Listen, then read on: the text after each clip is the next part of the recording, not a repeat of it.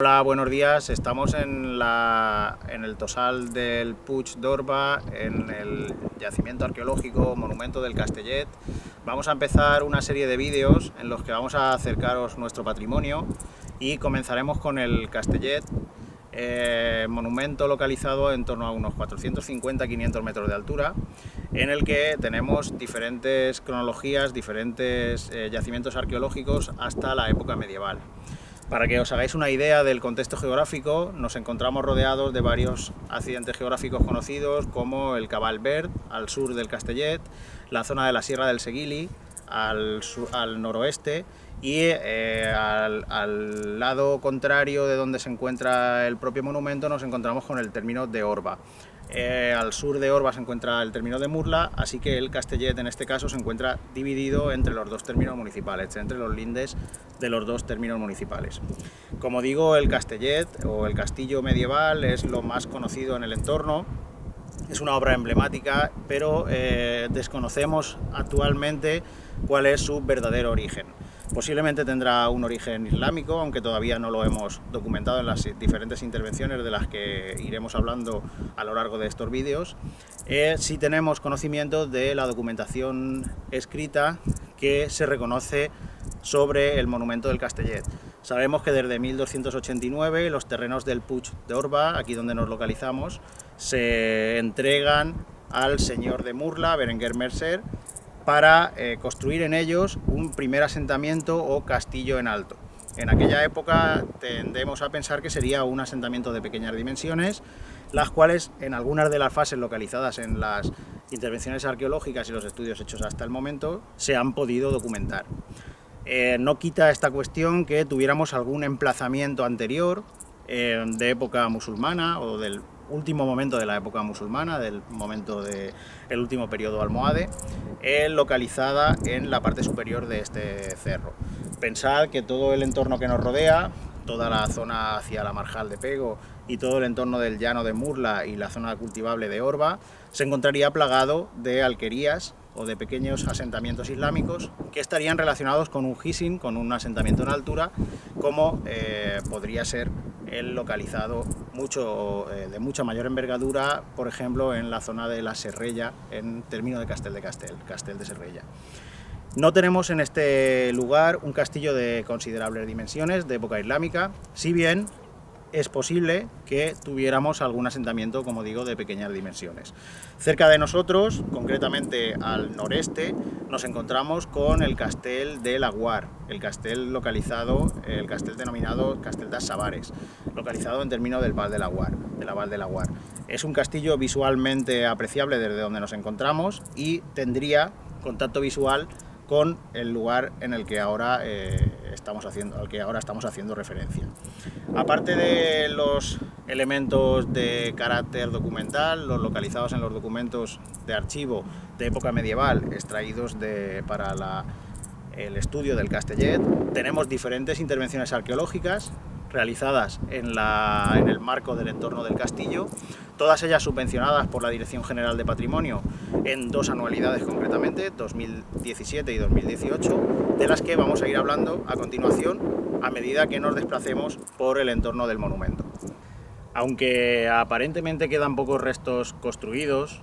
visualmente, es decir, solo tenemos algunas paredes de más de 3 metros de altura en la parte superior del Castellet, el monumento en su conjunto es mucho más grande de lo que se aprecia en el entorno visual que vemos nada más acceder al espacio donde se encuentra el castillo. En realidad es un castillo con diferentes partes, con la parte elevada en la que se encuentran las construcciones mejor conservadas, entre comillas, aunque ya sufriendo el deterioro del paso del tiempo, y las más visuales de cara al público o al espectador que viene de fuera, pero contempla un espacio exterior, un espacio bajo denominado en la época islámica al-Bakar, en el que se concentra un recinto de muy grandes dimensiones, de mayores dimensiones que en la parte superior, en la que se encontrarían las estancias más nobles, y un recinto cercado, y decimos cercado y no amurallado por las dimensiones de esa cerca, sería un entorno cerrado para vivienda o para guarda de ganado, casi con total seguridad, en el que se aprecia un espacio diferente al de la parte superior con unas dimensiones mucho más considerables. Actualmente todo este espacio, el que denominamos entre comillas Albacar, estaría localizado completamente dentro del término de Murla y cerraría el castillo por su parte baja con una cerca hecha de mampostería, de piedra, actualmente en algunos tramos de la misma reutilizada como muros de abancalamiento típicos para el cultivo y el aprovechamiento de la ladera. Hay que decir además que en esa zona concreta, en la parte inferior cercana al término de Murla, encontramos también en el interior de esa cerca, formada por varias terrazas manufacturadas por el hombre, un yacimiento arqueológico de la Edad del Bronce en hábitat, en mitad de ladera, localizado por las prospecciones desarrolladas hace ya en torno a 10 años, en torno al 2010, para la ubicación en la zona de una urbanización que nunca llegó a desarrollarse. Este asentamiento está localizado, como digo, en mitad de ladera, en término de Murla, y en él encontramos numerosos elementos relacionados con esta época de la Edad del Bronce, ya elementos cerámicos manufacturados a mano, restos de molinos, restos de herramientas de mano y demás, que además, a su vez, aparecen en las intervenciones realizadas en la parte alta del Castellet, donde, por supuesto, también habría parte, o donde existiría parte de ese asentamiento del bronce también ubicado en la ladera. Como digo, el castillo consta de varias partes, principalmente la parte superior con las estancias más nobles y la parte inferior con el albacar, y en cada una de sus localizaciones principales encontramos subapartados o subpartes que conforman este elemento patrimonial en forma de castillo. Por ejemplo, destaca de la parte inferior, formando parte de la misma cerca de cierre, un aljibe de considerables dimensiones que contempla arcos de medio punto para confeccionar su bóveda, de los cuales todavía queda alguno en pie. Actualmente hay que decir que mucha parte de esa cerca y en su conjunto el propio aljibe se encuentra bastante deteriorado o afectado por la presencia de vegetación de monte bajo que ha ido ganándole espacio a lo que son los muros de confección originales.